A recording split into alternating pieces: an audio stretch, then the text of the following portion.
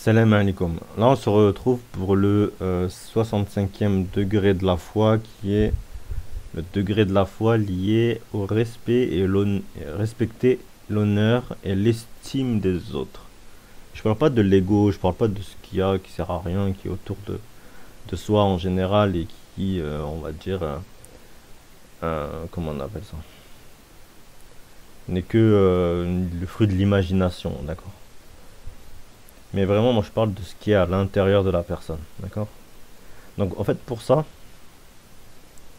le mieux pour respecter ceci, c'est de ne pas faire de médisance, de calomnie et de toujours trouver une excuse pour les gens. Parce qu'en général, quand vous parlez sur les gens, ça touche leur estime d'eux-mêmes, d'accord? Ils peuvent être innocents et nous, on les accuse de faire ci, de faire ça, etc. Donc voilà. Et c'est sûr, et ça, c'est un lien avec l'invisible aussi, hein, ce que vous ne voyez pas, ce qui est invisible pour vous. Pas invisible pour la personne, mais invisible pour vous, bah, en fait, vous n'avez pas à le juger. Donc respectez cet honneur, respectez les gens, et du coup, voilà. Cachez aussi les péchés des gens. C'est-à-dire qu'en fait, même si vous savez que la personne a fait des péchés, cachez-les. Et Allah vous cachera vos péchés à vous aussi. D'accord? Donc si vous cachez les péchés des gens, bah, ça vous cachera vos péchés à vous. Donc c'est pas mal. C'est comme ça, au moins, vous pouvez vous repentir en cachette et ça peut s'arranger en cachette. Parce que dans le général, quand c'est fait en public, après, c'est compliqué de revenir sur sa foi, enfin sur un péché qui est fait en public. Donc alors, après, on va prendre en catégorie. Donc les catégories, il y en a plusieurs. Donc d'abord, vous avez la catégorie l'égalité des êtres humains. D'accord? C'est un des points importants. J'ai appelé catégorie, mais bon, c'est un point important. L'islam enseigne que tous les êtres humains sont égaux devant Allah, indépendamment de leurs origines ethniques, de leur statut social, de leur couleur de peau, de leur richesse. Le respect de l'honneur des autres découle de cette égalité fondamentale. Ensuite, le point suivant.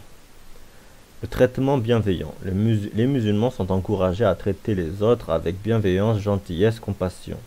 Le prophète Mohammed sallallahu alayhi wa sallam est écrit comme un miséricorde pour l'univers. D'accord? Et les croyants sont invités à suivre son exemple. Voilà. Le respect des droits d'autrui. L'islam reconnaît et protège les droits fondamentaux des individus, tels que le droit à la vie et la liberté, la propriété, etc. et la dignité. Les musulmans sont tenus de respecter ces droits et de ne pas porter atteinte à l'honneur et à la dignité d'autrui. Voilà. La dignité, voilà, c'est très important. Ensuite, on va faire le prochain point. Éviter la médisance. L'islam interdit la médisance et la calomnie. Hein, c'est ce que je vous ai dit en intro. Les croyants sont exhortés à éviter de parler négativement des autres en leur absence et à préserver leur honneur. Donc c'est en fait, dites-vous que le riba, non, ouais, c'est non, riba, enfin, moi j'aurais pu, je sais plus si c'est comme ça qu'on le prononce, c'est la médisance. Et la médisance est équivalent au plus haut degré de riba, qui est le taux usuraire, ou l'intérêt, etc. Bon bref. Donc ça veut dire que c'est le plus haut degré, donc c'est très très grave. Donc voilà, faites attention à ce que vous faites, ce que vous dites, et parce que c'est très très très très grave. Ensuite, le respect de la vie privée. La vie privée des individus est précieux en islam. Les musulmans sont encouragés à respecter la vie privée des autres et de ne pas s'immiscer indûment dans leurs affaires personnelles. Voilà, ça c'est ça c'est pas très suivi dans le monde entier, hein. Plein de gens qui s'occupent des affaires des autres. Après, si c'est pour leur bien, tant mieux, hein. Mais bref, il y a des limites. Justice et équité. Le respect de l'honneur des autres est lié à la justice et à l'équité. Les musulmans sont encouragés à agir avec justice. Donc les musulmans sont encouragés à agir avec justice dans leur interaction, à traiter chacun équitablement et à ne pas favoriser injustement certaines personnes par rapport à d'autres. Voilà. Donc ça c'est l'estime, mais c'est l'équité, c'est tout ce qui est important en fait. Respect des autres. En fait, il faut toujours se dire, ben l'autre même s'il n'est pas croyant, ben, je dois le respecter. D'accord?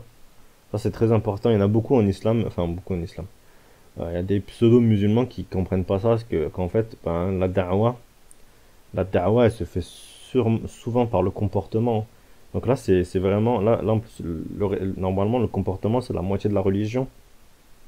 Et beaucoup de degrés de la foi sont en fait un- une amélioration du comportement. Donc si vous améliorez votre comportement, vous améliorez votre religion, hein, d'accord? C'est tout simple, hein. Et ensuite, ben, si vous agissez avec équité et avec gentillesse, même envers les non-croyants, ben, c'est comme ça qu'il faut faire en fait. Même c'est les non-croyants comme ça qui vont se convertir, ils vont dire mais comment ça se fait que lui il est gentil avec moi alors que moi je l'ai insulté. Ils comprendront. Bref. Ensuite, on n'est pas favorisé injustement certaines personnes par rapport à d'autres. Voilà. L'importance de l'éthique. Alors, l'importance de l'éthique. L'islam met l'accent sur l'éthique et le comportement moral. Les musulmans sont encouragés à agir avec intégrité et honnêteté et transparence dans toutes leurs relations. Donc, intégrité, honnêteté et transparence. Intégrité. Donc, intégrité, pour ceux qui ne savent pas, je vais vous dire ce que ça veut dire. État d'une chose qui demeure intacte entière. Honnêteté, probité absolue. Intègre, non, je vais te chercher intègre. Intègre, c'est mieux peut-être. D'une probité absolue. Un juge intègre. Honnête, incorruptible, on va dire. Bon, ça veut dire honnête. En fait, c'est un synonyme d'honnête. Donc voilà. Donc les musulmans sont encouragés à agir avec intégrité, honnêteté et transparence. Bon, c'est trois synonymes, hein, d'accord, mais qui englobent plus un spectre qui est plus grand, d'accord. Alors ensuite, pardon et réconciliation. En cas de conflit, l'islam encourage le pardon et la réconciliation. Les croyants sont incités à résoudre les différends de manière pacifique et rechercher le bien-être mutuel. Voilà. Donc il faut faire attention au bien-être des autres et à se réconcilier. D'accord, ça sert à rien de faire la gueule pour rien. Donc voilà, il faut toujours chercher à se réconcilier quand c'est possible. Après, quand c'est des tromperies, zina et des trucs comme ça, meurtre, bon, vous n'avez pas pardonné ça. Enfin, ça c'est à vous de voir, mais c'est avoir un grand cœur de faire ça, de pardonner ce genre de choses. Donc voilà, du coup, faites attention. Voilà, bah du coup là c'est fini pour cette branche de la foi qui est là, combien déjà, j'ai oublié, la 65e. Voilà.